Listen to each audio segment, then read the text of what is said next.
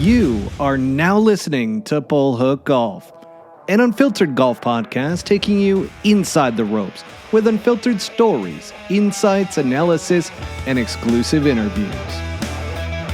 So I'd like to welcome everybody to the Bull Hook Golf podcast. My name is Matt Cook. I'm your host for this evening. And man, are we going to have some fun tonight because holidays are here. Holidays are not around the corner anymore. I mean, they are here. This is the last show before Christmas. Happy Hanukkah for all the Jewish people out there. I don't know when Hanukkah is going on, but I'm pretty sure it's going on sometime soon, or it already happened. So normally when this time of year comes around, I get pretty giddy. Going to be heading back to New York City. But on tonight's show, everybody, whoo-wee, this golf world is crazy lately. It's awesome to be in media right now in this golf atmosphere. There's so much going on. So we're going to talk about the PNC Championship. We're going to recap that. We're going to also be talking about the NBC broadcast team, and there was an announcement made there recently. I'm going to give you my comments around that. Then we're going to talk about Q School. Good old Q School. We were talking about it last week with Kevin Streelman, and certainly we're going to be talking about it this week as well. And then we've got the latest LIV Golf news, and maybe we've got a little PIF action in there with the PGA Tour. There's certainly been a lot going on.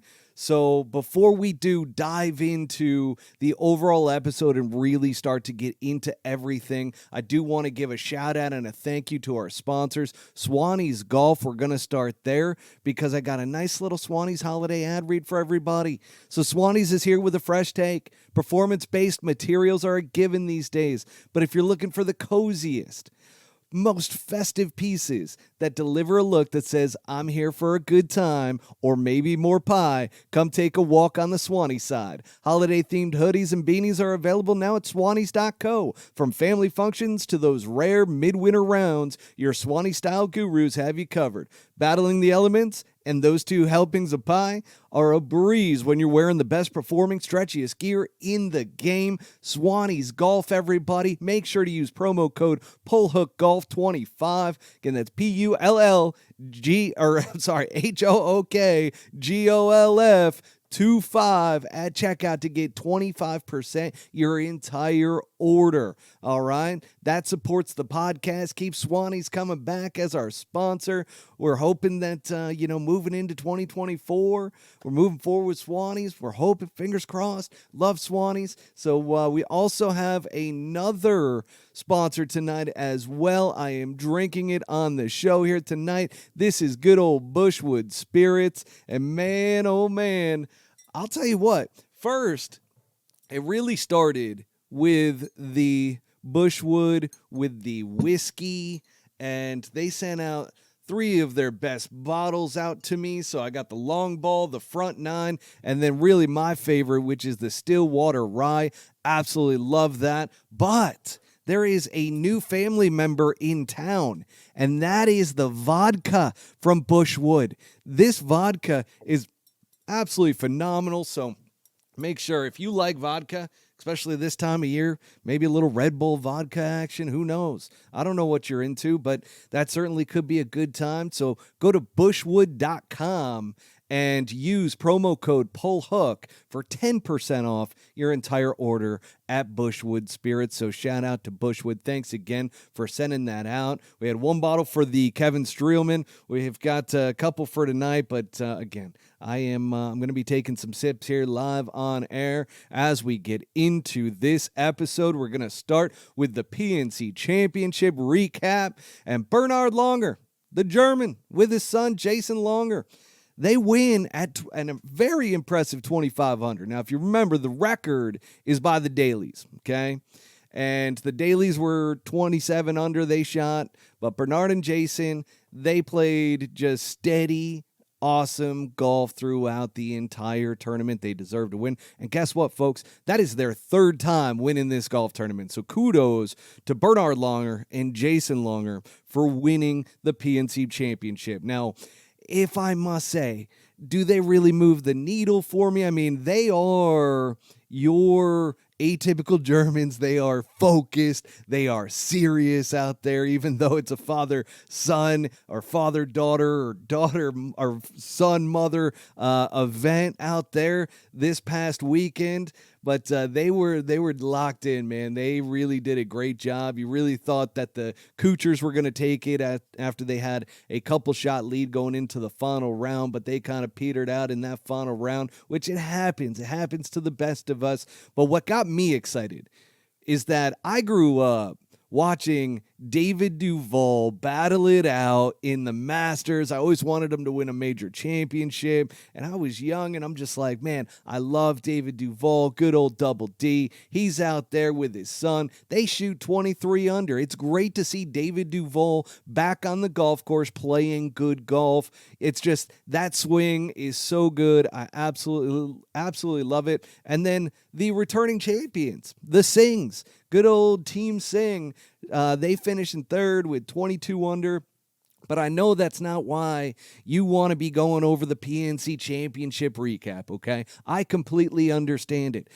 You want to go over this thing because of one name and one name only. Well, that might not necessarily be the case. There might be two names, but certainly Charlie Woods steals the show again. And you know what I love lately is that we've started actually growing our Twitter account, our Twitter X, good old X. And within doing that, we've started going into some battles with some LIV Golf social media accounts. I mean, there are some, talk about just being so one-sided and biased and just full of propaganda, man. It is absolutely insane to me, some of those LIV Golf accounts. I really wish that we'd put more of a positive spin, and even on this show, for golf in general, and just bringing everything together. And, that's why I pride myself on trying to be as neutral as humanly possible. I'm Switzerland out here. I love LIV Golf. I love the PGA Tour. I love everything. If it's golf related and going to be good for the game and going to grow the game of golf, especially for people that necessarily aren't, the biggest golf fans, but because of LIV Golf now all of a sudden they're interested in it, that's great to me. So when all of a sudden I see these accounts just shitting on Charlie Woods, I'm like, hang on a second. Like, all of a sudden, there's all this debate around, and I'm getting asked by people around me. They're asking me, hey, what do you think about Charlie Woods? And I'm like, what do you mean? Well, do you think, is it bad? Is it good? I'm like, what are you talking about? Charlie Woods is awesome for the game of golf.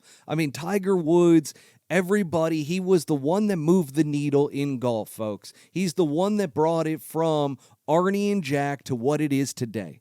Really, there hasn't been a golfer since. You could throw in Rory McIlroy, you can throw in John Rom, you could throw in some of these other players that have come along that have played absolutely phenomenal, Scotty Scheffler, but really the guy who moves the needle is Tiger Woods.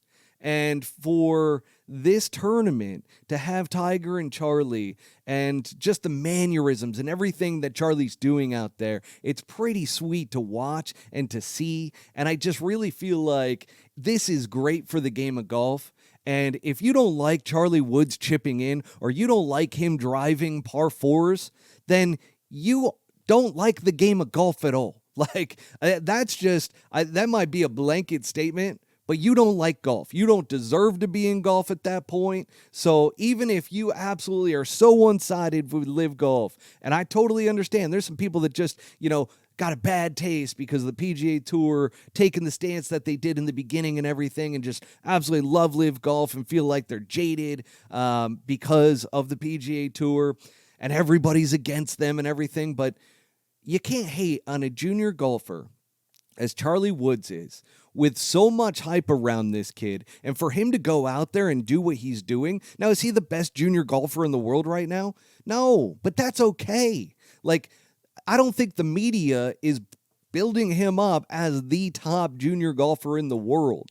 You have to understand the perspective here that around Charlie Woods, you have an environment of Tiger Woods being involved. You get the excitement of seeing Tiger's son And on top of that, he's playing good golf, which is awesome to see. And again, it reminds me so much of watching Tiger in the early days and everything, just the mannerisms, especially with the chip in, giving the fist pump and everything. It was absolutely phenomenal. I absolutely loved it. So Charlie Woods, keep doing what you're doing, man. Don't let the media get you too hyped, because the quote that I always say is expectations are the killers of dreams. Because when all of a sudden there's way too much hype that now no human being can possibly live up to, then you're always going to end up failing. So get rid of the expectations. Oh, and then the other thing was too, I got asked, it's like, oh, do you think he's too cocky out there?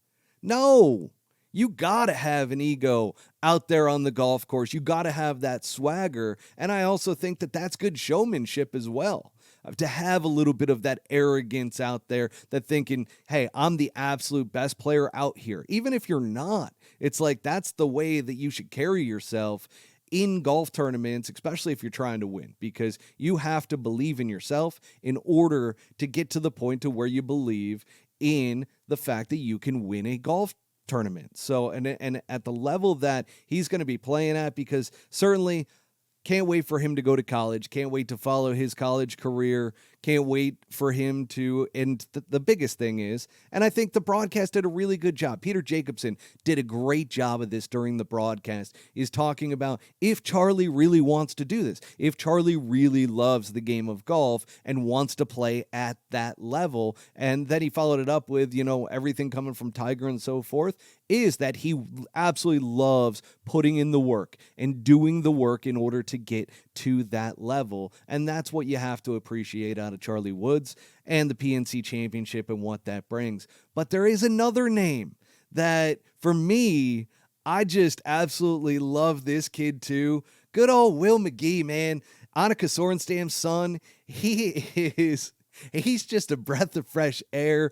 The kid is phenomenal. I absolutely love watching him play. The lefty, he gets up there. His short game is so good, and he's fearless, absolutely fearless out there. You could tell just the pride coming from Annika. Annika's normally a pretty serious, focused individual as well, and has had just an absolutely awesome Hall of Fame career. But you're seeing the pride that she has in her son of doing what he's doing. He's a fan favorite. The people love him out there at the PNC Championship. He really came onto the map last year, and this year just continued on. So you got to love that. As golf fans, this is the time of year where golf can get a little silly. But this is a tournament that warms my heart to see the family aspect being such a big part of this golf tournament. I hope PNC never changes this championship. I hope they always sponsor it and keep this going, because this is an absolute godsend for all of us to be able to witness and watch these relationships within this family, within all of these families that are taking place. I mean, you got Nelly Corda out there with her dad, Justin Thomas with his dad. I mean, it's a really, really cool golf tournament to watch. And then I also love the fact that with Will McGee, he's starting to get on social media a little bit. So I always kind of get a little bit hesitant when kids that young are getting into social media and everything. And I know the parents are running the account, or at least the dad is, but they had him going around. And I thought this was a great piece of content for social media. He's going around to all of the past major champions and asking them, what is the most important aspect of a golf game in order to play at the highest level and so forth. And it's awesome because it cuts to John Daly, then to Justin Thomas, and so on and so forth. And everybody's saying pretty much the same thing, that it comes down to short game, that your short game, go focus on your short game, practice your short game nonstop, because when you're always going to have days to where you don't have your golf swing. You're always going to have days to where you're going to miss fairways, you're going to miss greens. And the biggest thing is when you're around the greens that you can get up and down. And really, that's the biggest focus for anybody out there that's trying to get better. Just go practice. You're going to hear a lot about this next week as we wrap up the team series on this podcast. So there's not going to be a live stream next week, but there will be a podcast episode that we recorded yesterday with my instructor, Mike Correa. And it is, we'll see how long the interview ends up being, but we sat down for 2.5 hours going back and forth. And that's one of the things that ultimately came up is like, you have to go out there and you have to learn from failing. And especially with short game, you have to know why certain shots happen the way that they did. And short game is a major, major factor. So love that content coming out of Will McGee and Endycott and the dad there. So absolutely awesome. And again, one of the big reasons why, I mean, the PNC Championship, I'll state this. The major championships clearly take rank over everything else, right? In terms of what I love to watch as a golf fan and as a golf fanatic. So with that said, then you get the Players Championship. You get some of these other big tournaments. I love the Waste Management Open because it happens in my backyard here in Scottsdale, Arizona.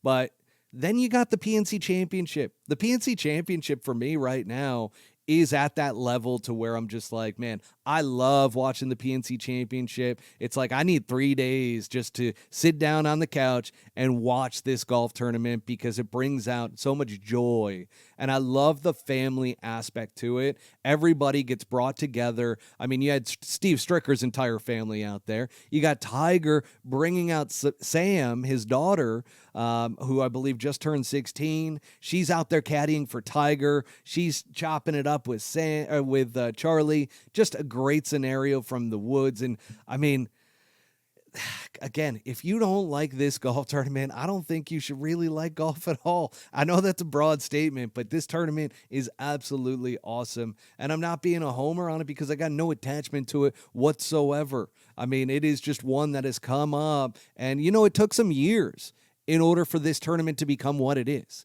It wasn't always just this way to where it was like, oh, this is a great time of year. Make sure to watch the PNC Championship. Really, it came onto the map when Charlie and Tiger played. That's what put it on the map. That's why you can't hate Charlie Woods for doing what he's doing and having a little bit of confidence and a little bit of arrogance behind him.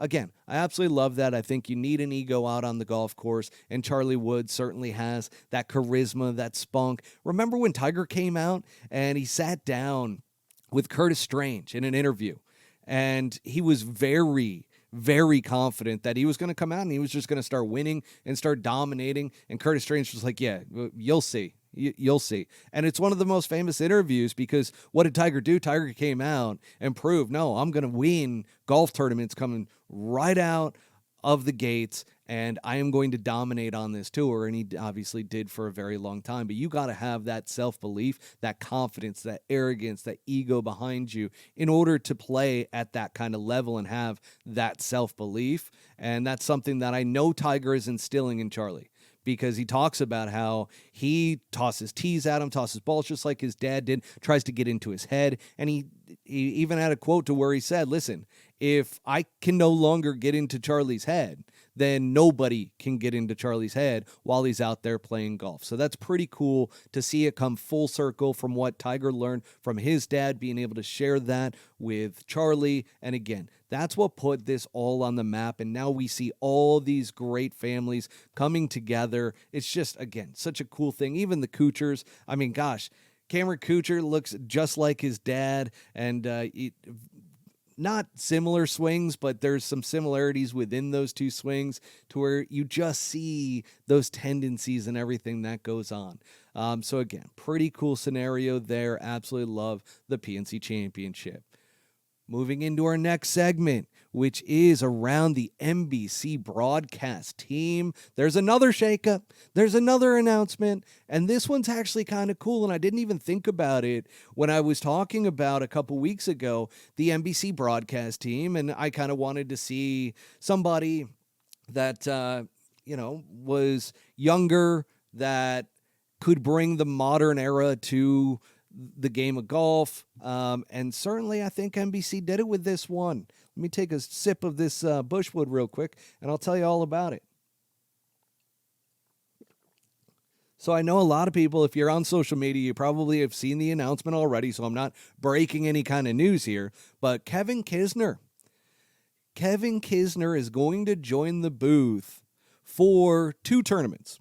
Once again, I think this is a little bit of kind of feeling him out, seeing how good he's going to be, seeing if he can be that next big, media personality, because we've seen players in the booth and it works out a lot of times. Sometimes it doesn't.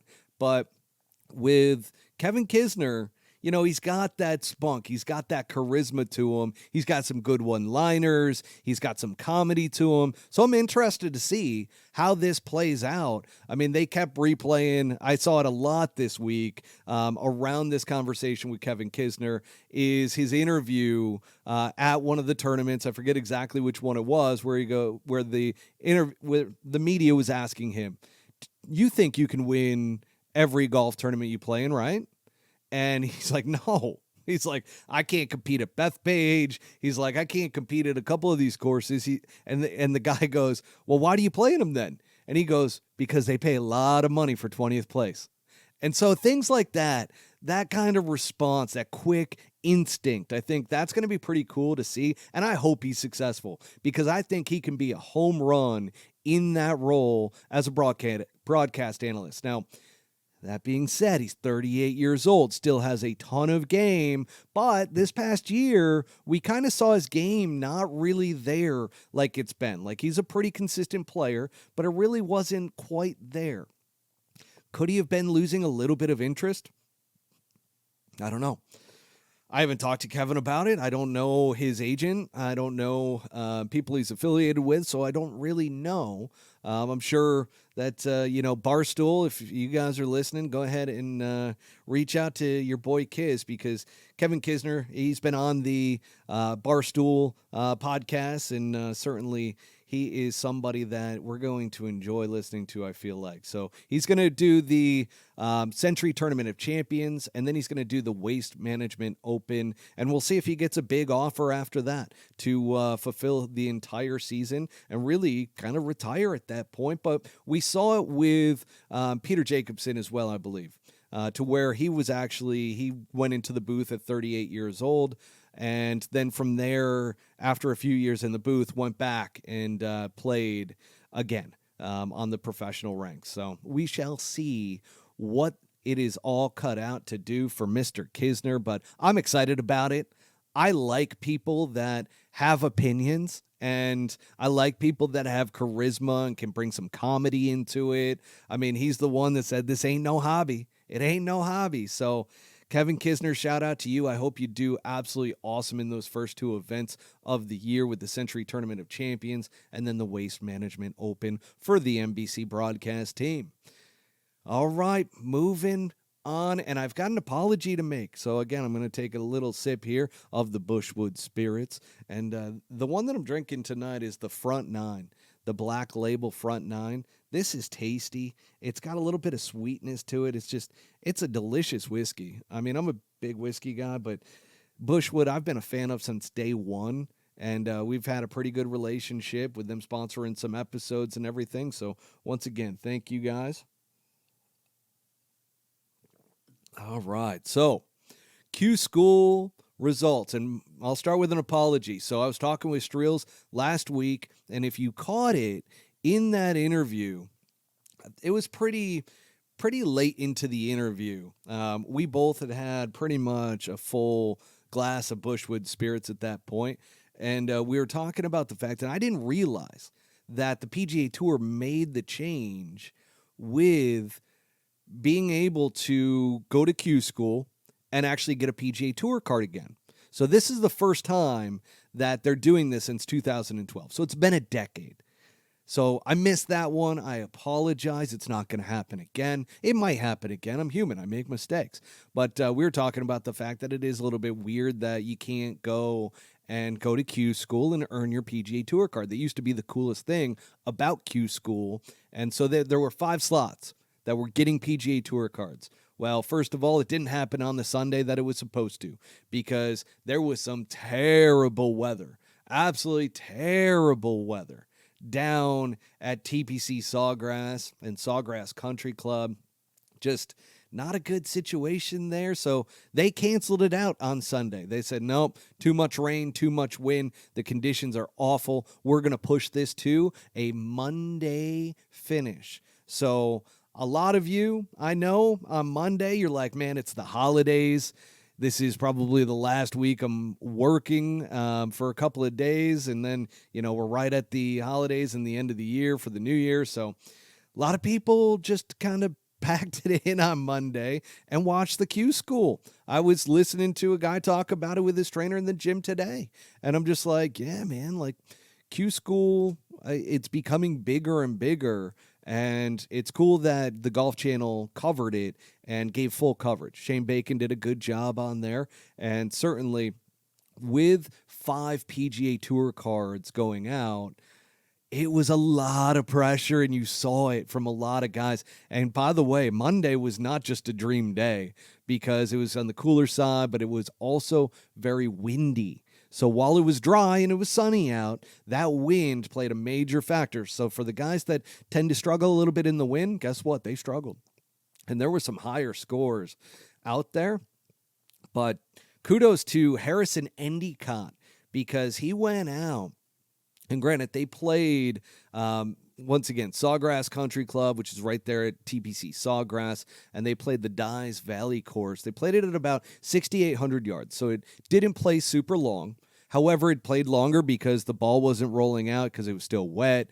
You had a lot of wind, and so Harrison Endycott goes out and wins it at 15 under. 4-shot victory for him. So he's heading back to the PGA Tour. That's going to be good to see him back out there. I know he's with Ping, and a lot of good guys coming from the Ping camp as a manufacturer. So looking forward to seeing a lot of Harrison Endycott out there this year. In second was Trace Crow at 11 under. Then we had Blaine Hale Jr. at 9 under. And then 2 tied for fourth, which was Raul Pereda and Hayden Springer, who finished at 8 under.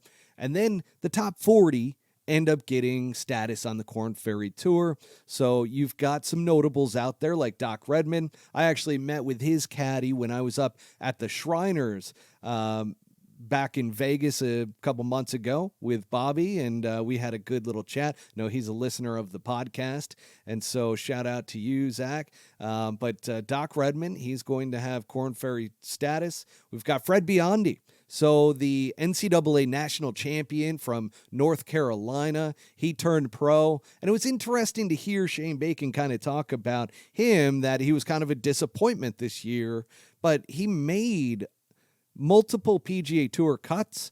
He played really well in PGA Tour events. He just didn't end up getting full status. And so he's going to be on the Korn Ferry Tour, which I think is going to do him really well. And I look forward to a lot out of Fred Biondi. And we're going to see him on the PGA Tour throughout the year as well. I know there's going to be some sponsor exemptions. There's going to be some ability for him to qualify for some events. So look forward to seeing Fred Biondi. And then a special one that Bobby and I absolutely love, Spencer Levine.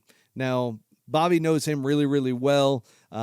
Myself, I played, my big claim to fame with Spencer Levine is I played in a Monday qualifier with him way back in the day, going back, 20 years ago now, to when we played together in that Monday qualifier for the BC Open back in Endycott, New York. And he ends up getting his Korn Ferry status. He was right there in terms of being able to get his PGA Tour card back, but struggled a little bit throughout the day. There were quite a few squares on his scorecard. And if you know what a square on a scorecard is, that's a bogey or worse. And then there were some circles out there too for him. So I wouldn't say that he didn't play well, but it was a tough day out there. Kyle Westmoreland, he's another one that we've talked about on this podcast that we expect big things from in the future. He's going to be on the Korn Ferry Tour. We've got Kevin Tway, Bob Tway's son. Russell Knox is going to be out there. And then Eric Compton, notable from the heart replacement and everything that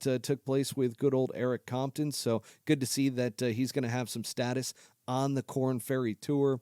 And that wraps up a bit of our analysis around the Q School results. I never went to Q School.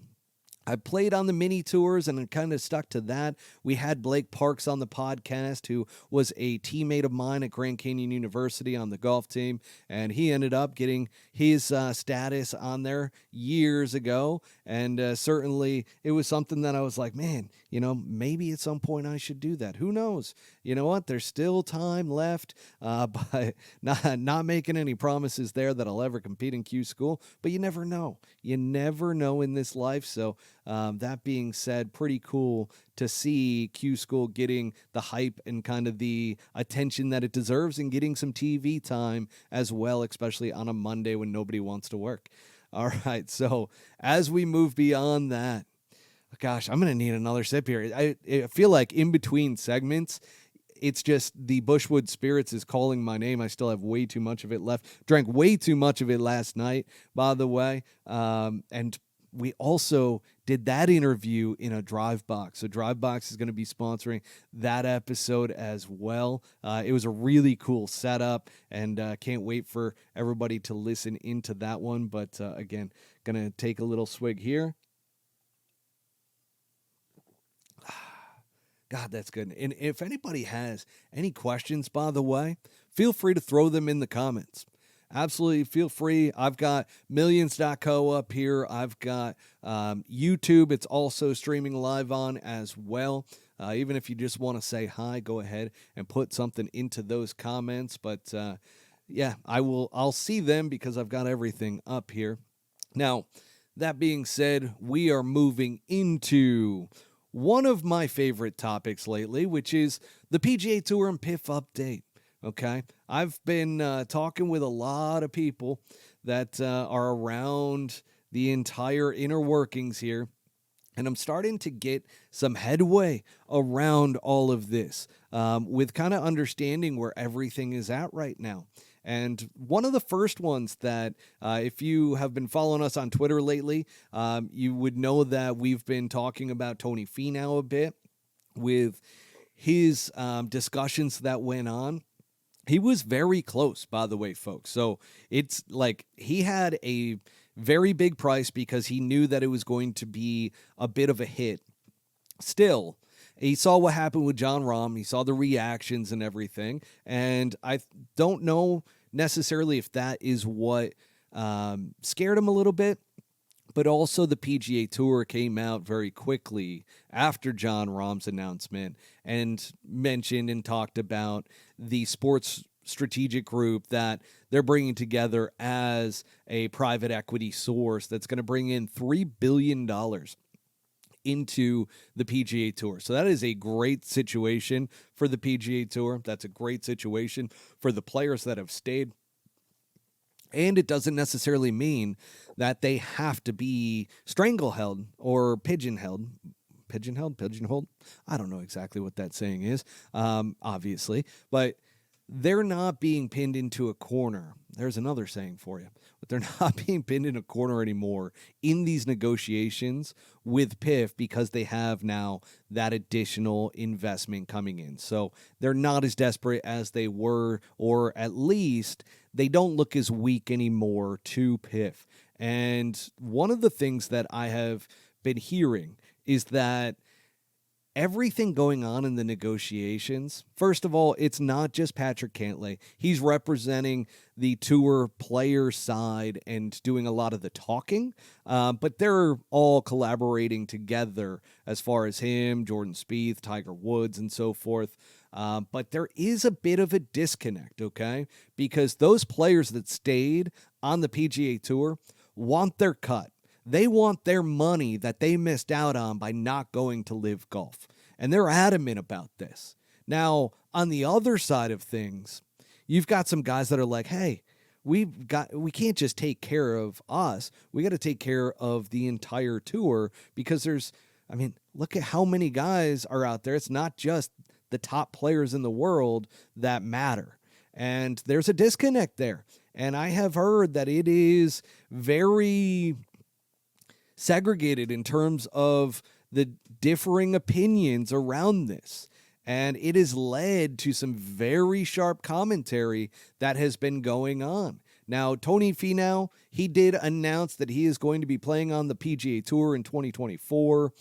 Everybody's going to leave the door open, okay, to LIV Golf. It would be stupidity not to, because who knows when they're going to go, hey, you're going to be the first player that gets $1 trillion. $1 trillion. And PIF the Magic Dragon could do something like that. I mean, shit, John Rahm got $600 million. million. $600 million. That is more than what baseball players are making right now. And golf is not nearly as big or as large of a revenue generator in the professional ranks as Major League Baseball is. So this is absolutely nuts to see these type of contracts going out. They're not looking to recoup their money. Like, they know this is a sunk cost right now. Hopefully down the road, they're looking at it for different reasons that I'm not going to get into. But the PGA Tour is a bit of a mess. Certainly the $3 billion coming in from private equity kind of gave some hope to some of the additional players like Tony Finau, to where he's like, okay, I'm going to get taken care of. I'm one of the top guys. I'm going to win multiple times on tour on a yearly basis, continuing. My game's in great shape. Let me go ahead, and we're just going to make sure that I'm staying put. And that's going to keep his reputation intact. I think with how much he is kind of a family guy, I won't go further than that, but as a big family guy and as somebody that, and by the way, the LIV Golf accounts on Twitter were going nuts. They were, and then all of a sudden the justification, because they were saying Tony Finau's signing with LIV Golf. He's going to be joining John Rom's team. We got all these players that are battling for spots because they're doing negotiations, this and that, and so on and so forth. And granted, there was a really high probability that Tony Finau could have gone to LIV Golf, but they never ended up meeting his number, and certainly the negotiations didn't pan out. So Tony Finau, once again, is staying with the PGA Tour. Then it was Viktor Hovland. Viktor Hovland's getting these huge offers from LIV Golf, and all the justification as soon as Viktor came out and said, I'm not joining LIV. But what was awesome about Viktor Hovland, and that's why this is an unfiltered golf podcast, because we tell it how it is. You got to be authentic. You got to be you. And that's what I loved about the Kevin Streelman interview last week. If you haven't heard that interview, go back and listen to it, because he was really honest about everything. And it was cool to see, because, somebody like Kevin Streelman can be pretty polished and being politically correct in responses and everything. And there were some that even surprised me, that I'm just like, wow, that was awesome to hear that from somebody like him who's been on the tour for such a long period of time. But then you get such a nice guy, right? Let's remember who Viktor Hovland is. Does Viktor Hovland come out and talk bad about anybody? No.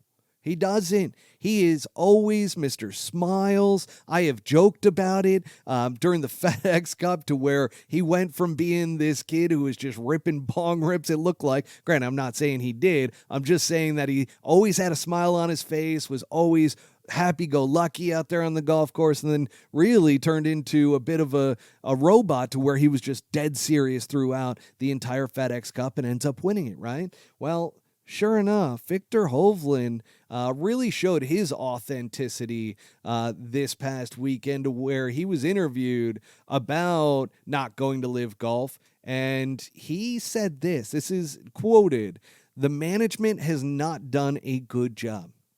They almost see the players as labor and not as part of the members. After all, we are the PGA Tour. Without the players, there is nothing," he continued. When you then get to see what happens behind closed doors, how the management actually makes decisions which are not in the players' best interest, but best for themselves and what they think is best.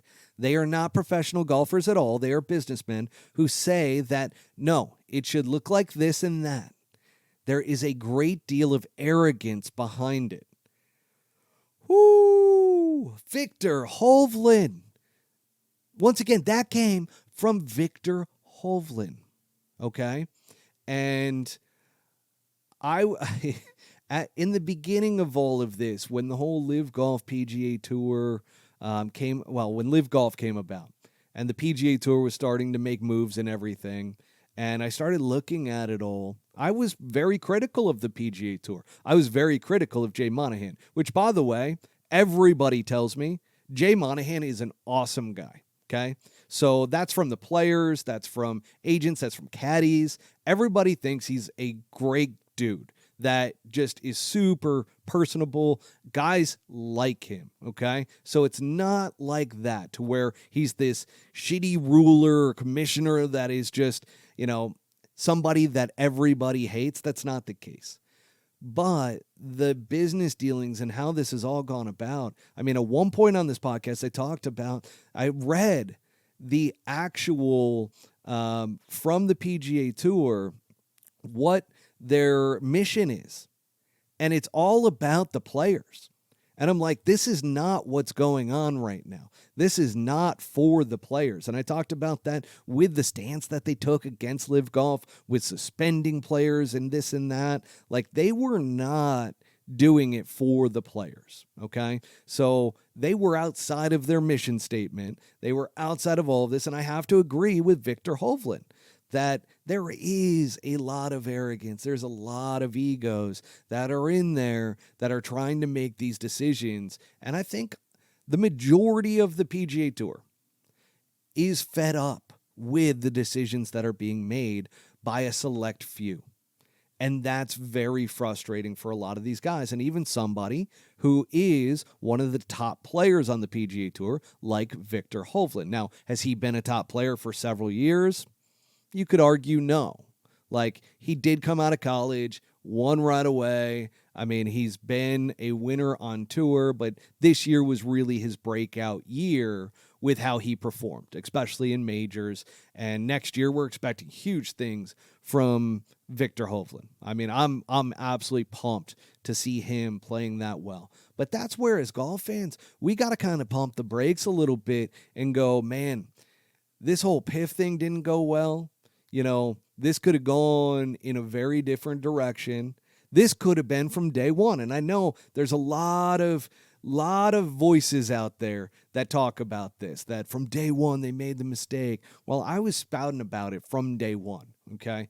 As soon as they put that line in the sand, they had the players meeting at Riviera at the Genesis Invitational 2 years ago. I was talking about it.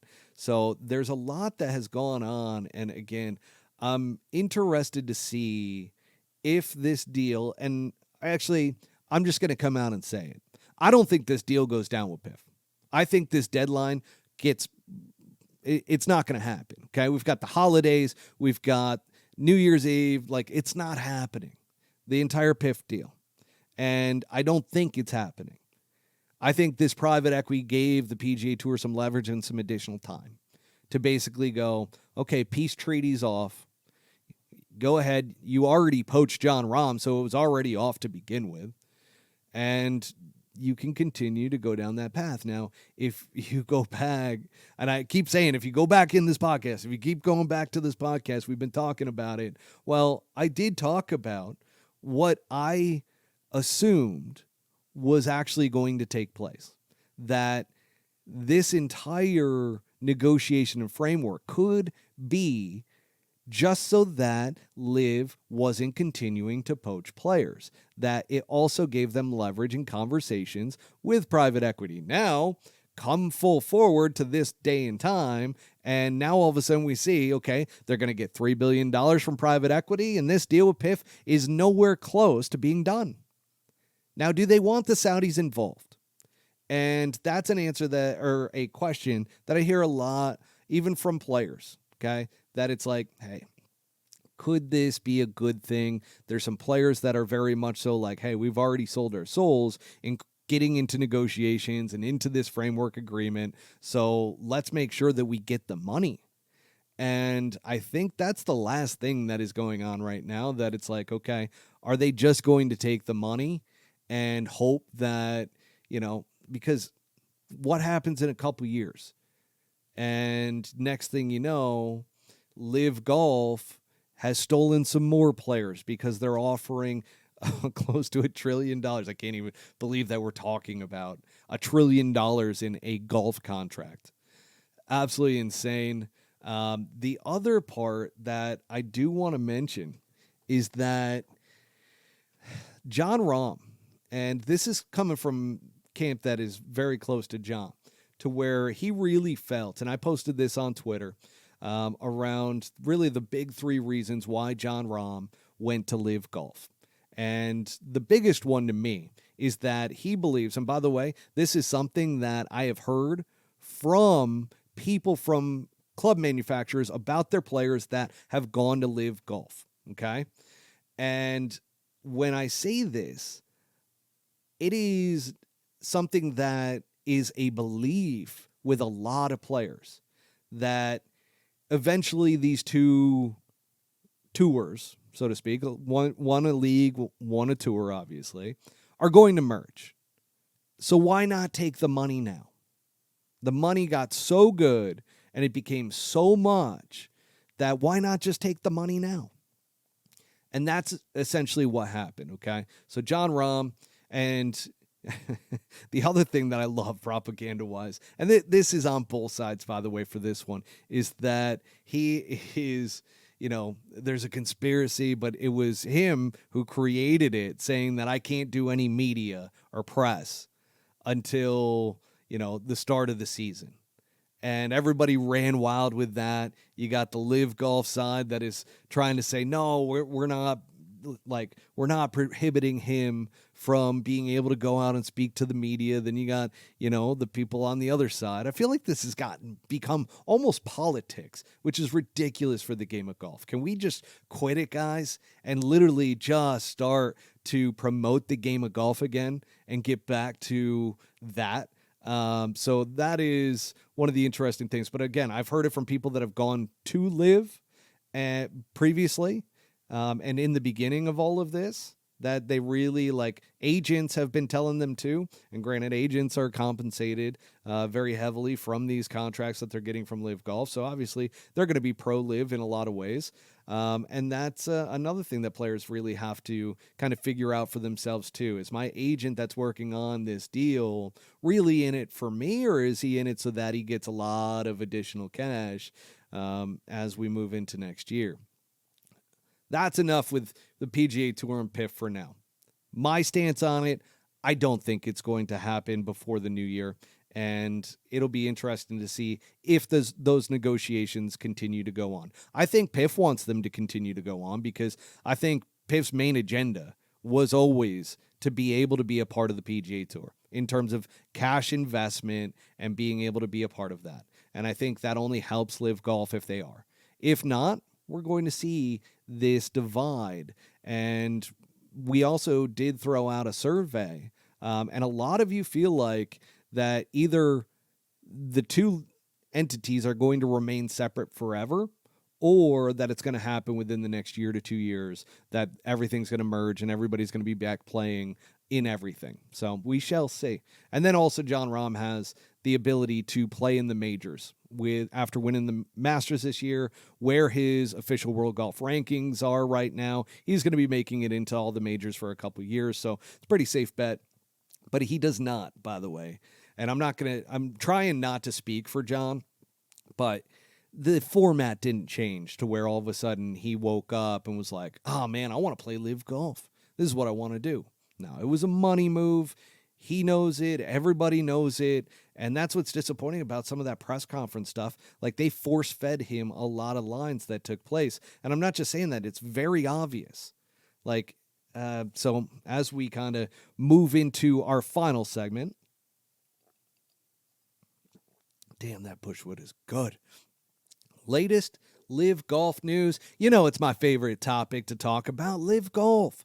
It just keeps spawning awesome stuff all the time. And here's the thing. I'm no longer a RangeGoats fan.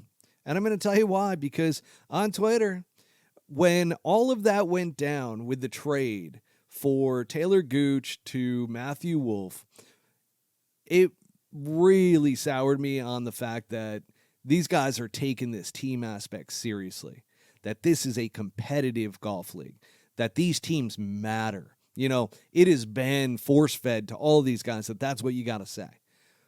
And then I'm a big believer in it's not your words, it's your actions that are going to tell me. I'm not going to believe you just based off of what you tell me. And that certainly took place in this situation, especially to where when Taylor Gooch got traded and then all of a sudden Harold Varner the third gets sent off to the Four Aces, which, by the way, in the first year we saw this take place to where Taylor Gooch wasn't getting along with Dustin Johnson, with Pat Perez, and who else was on? Patrick Reed. Wasn't really getting along with those guys. Didn't really want to travel with those guys. So what happened in LIV Golf before now? All of a sudden, there's going to be trades. There's going to be free agency. There's going to be the qualifiers. Remember, go back a season prior, and what happened? Taylor Gooch gets moved over to the RangeGoats, and Peter Uihlein ends up going to the Four Aces. This is a popularity contest, and that is what I'm being told by everybody. So I know these LIV Golf Twitter accounts absolutely hate this because they say, no, this is a good trade. Matthew Wolff is great. He's going to play amazing. He might, okay? But that's not why you ended up seeing this trade take place. This was, as I like to refer to, an inside job. This was the LIV Golf League flexing their muscles because you would never give up one of your top players. Like, you could get Matthew Wolff for the worst player on the team, which I guess that technically was Bubba Watson, so he's the captain, so that's not going to happen. So that's flawed right there. But that being said, Brooks would have given up Matthew Wolff for nothing. Like, he just wanted him off his damn team. So it became very much so a popularity contest when it came to that. And that's what we saw with the Matthew Wolff Taylor Gooch trade. It's disappointing, man. It really is. And then to ship off Harold Varner III for Peter Uihlein. Like, that's not a serious trade either.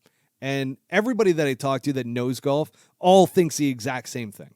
So this isn't a wild, crazy thought to have. It's the fringe people that are like on the fringe that are like, no, Matthew Wolff is the best golfer in the world. It's like his results aren't there. Data's not there. And why would you ever give up somebody who was your top player, who won multiple times last season and won the entire individual rank? And then sure enough, the RangeGoats confirmed it for me. So I ended up retweeting one of their tweets and or re-quoting one of their tweets, and sure enough, I go, so RangeGoats are confirming that they believe that Taylor Gooch is, I think I said something along the lines of washed up or has peaked, and Matthew Wolff is the better talent. Something along those lines. Go back, look at the tweet, and sure enough, the RangeGoats responded, and they liked the post. So right there, you're just like, okay, I get it now. Like, Bubba Watson, we've heard. I mean, there's millions of stories about Bubba. And, like, if Bubba doesn't get along with you, or, I mean, Bubba rubs a lot of people the wrong way. And I'm not saying that Bubba's a bad guy at all. But here's the thing. Taylor Gooch, he just was like, yeah, we're not getting along. Boom, see ya. And who are the two buddies? Taylor Gooch and Harold Varner III. So those two guys are buds. They get moved to separate teams. That is not just a trade. That is an inside job right there, which it's disappointing, okay? That's where I'm coming from as a sports fan. I want to see competitiveness. I want to see a trade that goes on. And then, of course, by the way, when I posted that video that I did, yeah, I meant it to be that I was a bit over the top with that video. And it was mainly because, like, from kind of the start when the RangeGoats came about and their logo, I'm like, I guess I'm going to be a RangeGoats fan. And when that happens and you see your two best players on the team get traded away for players that are not as good as them, it's like, damn. So when that all took place, I'm at a loss for words with that entire trade, to be honest with you, and I'm kind of tired of it. But no, when that actually took place, like, and I in Twitter, I tagged some of the LIV Golf enthusiast accounts and so forth, and I wanted to see, like, hey, do they have like any insider information about this and everything? And of course, they all start throwing out propaganda. oh, it's all money based. You don't understand contracts. You don't understand this. You don't understand that. What's going on here? Oh my God, my LIV Golf, my little puppy, it just got stepped on. No, I'm not stepping on your damn puppy, okay? That's not what is happening here. I just wanted to find out, hey guys, like, is there something going on, or like, is this just a straight up trade? And everybody knew that it was a bad trade. All the LIV Golf accounts, because they were defending that it was a money thing that was going on. And I'm like, no, they're not reporting anything about money. And if it was in the background, by the way, about contracts and all this and that, well, then they need to come out and be transparent about it. Who wants to be a fan of a sports league that's just going to keep everything on the inside? Nobody. Nobody wants to freaking see that. And I'm sorry, like, I don't want to be a fan of something to where everything's on the inside. I used to have this problem with the PGA Tour when they wouldn't announce any suspensions or anything like that. Like, I've always had an issue with that. So don't think that this is just a LIV Golf thing. No, I hate that the PGA Tour tries to keep things hush-hush and everything. So I like it when this stuff is transparent and when we can actually talk about it and have a really good, smart conversation around it. But that's my soapbox about the Taylor Gooch trade, because I didn't get to talk about it last week because I was on with Streels. Now, the cool thing about LIV Golf right now is that, and we're not seeing it across the entire league, okay? So don't get me twisted when I talk about the fact that it is LIV golfers right now are taking the offseason seriously. It's not every single one of them, but guys like Louis Oosthuizen, Dean Burmester, we're seeing Cam Smith play in events. We're seeing Mark Leishman playing in events. We're seeing a lot of these LIV golfers, Joaquin Neiman playing in events. I think this year is going to be really good for a lot of these individuals that are playing, absolutely playing some really good golf right now heading in. I think a lot of guys made that mistake in the first offseason to where they're like, oh, I'm just going to take all this time off. I've made all of this money now. And of course, on the PGA Tour side and the fans around the PGA Tour, that was always the big gripe, right? That you cannot have a league to where you get all this money and guys are still going to be competitive and want to work hard. That's not the case. I brought up baseball as an example because I've been in Major League Baseball locker rooms and I've seen guys to where the guys that are making the most amount of money were the hardest workers and they had already guaranteed their contracts. So it's like, shit, there is definitely going to be some guys that are going to really separate themselves. And I think that's what we're going to see. We're going to see that some of these guys that took the offseason seriously are going to head into the season playing really, really high level golf. And that did not happen last year. That did not happen coming out. And it was pretty much across the board. We did not see great golf right from the onset, from the start with LIV Golf. We always say with the PGA Tour because guys are grinding. Now, the argument there is, well, they play in 1 million goddamn golf tournaments and it never stops. Sure, I get that. But you don't have to play in all of those golf tournaments. There's just some guys like Sung J M that is going to play in every single goddamn golf tournament that he possibly can. So there's that. I was really happy to see Louis Oosthuizen go back-to-back on the DP World Tour. I love Louis' golf swing. I love his style, just the type of person that he is, and it's cool to see him winning. And again, same with somebody like Dean Burmester, where it's like, shit, this guy's got a real opportunity here, and he's taking it really, really seriously. The one that's still a little bit disappointing that I hope he gets his freaking game back is Cam Smith. Cam Smith has struggled in this offseason, getting his game back into shape and everything. And then, you got guys like Dustin Johnson out there who's on his yacht. You got Lee Westwood who's taking a lot of time off. I mean, so it's not across the entire league. And I would love to kind of see that kind of come to fruition where you see some of these guys surpass some of the guys that have been really good for a long time but aren't taking it nearly as seriously. And that's going to be exciting to see. Now, the last thing with LIV Golf here is John Rom, okay? Who's going to be on John Rom's team? And if you've followed good old Greg Norman, he was saying, oh, we got to dozen plus guys that are all fighting for contracts to be on that team, so on and so forth. And obviously there was a lot of speculation that some big names were going over. Somebody like Tony Finau, somebody like Viktor Hovland. Well, hate to tell you, but I just saw something, and it's worrisome for the LIV Golf fans that, I just saw a name that I haven't seen before, that all of a sudden they're trying to hype up like, oh, this is a big deal for this Spaniard guy to come over. I've never heard of this guy, and I don't even have his name on me offhand. So, but they're trying to say that this guy's going to get it. I feel like, yeah, you're going to see 3 guys that are not going to be super big names coming on to John Rahm's team. I think that's just where it's at right now. And we'll see. I mean, that's the biggest thing that I can tell you is that I don't know who's going to be going over right now to John Rahm's team. There's been a lot of contract negotiations and stuff going on, especially in the background with agents. So I don't expect, because they blew their load on John Rahm. They paid him $600 million. You think all of a sudden they're going to throw out another $600 million to a guy like Tony Finau? Probably not. I mean, that's just the reality of the situation. It was kind of like when they got DJ with the $300 million. You weren't seeing them throwing out a whole bunch of bigger contracts to other guys. They started signing a lot of smaller pro guys. Like, they got their big guy in John Rom. Like, they got their catch. And now we shall see who they fill it out with. But I will say this, I don't know if it's going to be super competitive for a first year for John Rahm because of the players that he ends up having on his team, at least from a team aspect. John Rahm, still in very good form. However, I will say, I did hear Mountain Shadow Skins game. He bogeyed number 9. Bogeyed.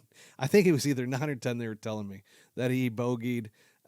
Which all of these holes are like 110 yards, or 90. So if John Rahm's struggling with the wedge game and everything and not really playing that well, he's probably taking quite a bit of well-deserved time off, and he's probably going to cruise into the season. I mean, he's not doing media right now. And again, that's going to be an interesting scenario as we move in to 2024, and this is the last live stream of the year, folks. So I just want to wish everybody happy holidays. I hope everybody has a safe holiday season. Don't drink and drive with the Bushwood spirits, okay?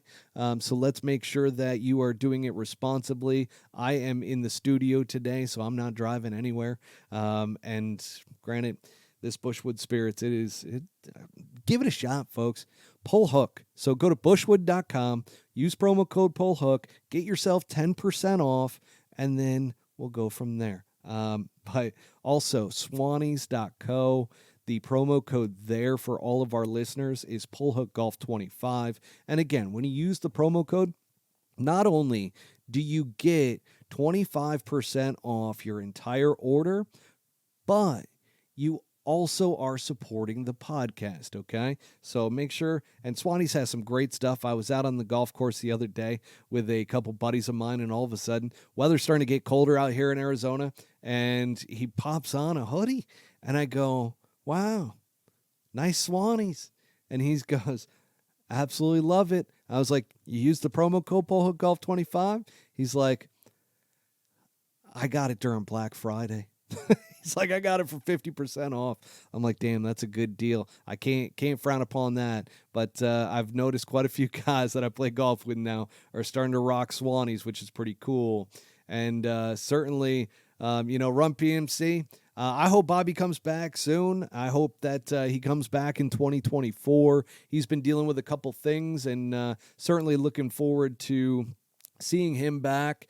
But we will continue to press on in terms of getting good interviews in here, as well as some of these one-on-one live streams that I do. I'm going to make sure that you guys are up to speed throughout the entire season everything that goes on, you're going to hear about at least the important stuff, okay? I mean, I've been talking for an hour now, so certainly I don't want to bore you guys with some of the stuff that really doesn't matter, like who finished last at the PGA Tour Q School, but we will have segments once again coming on. We've got some experts in betting that we might break out a new segment in 2024, but look forward to the new season next year of the Pull Hook Golf podcast, and I appreciate all the support and love from everybody that listens to this podcast. It continues to grow, and you guys are absolutely killing it as listeners and audience members, so I greatly appreciate you, and once again, hope that everybody has a happy holiday season. Thank you, Rum PMC, appreciate that. You threw in a little happy holidays, so happy holidays, everybody, and once again, Pull Hook Golf. Thank you, everybody. Have a happy new year as well, because, again, next week's episode has already been recorded, so I will not be talking to all of you until 2024, and I can't wait. See you, everybody. Have a good one. Thank you for tuning in to Season 2 of the Pull Hook Golf Podcast. Make sure to hit subscribe and go to www.pullhookgolf.com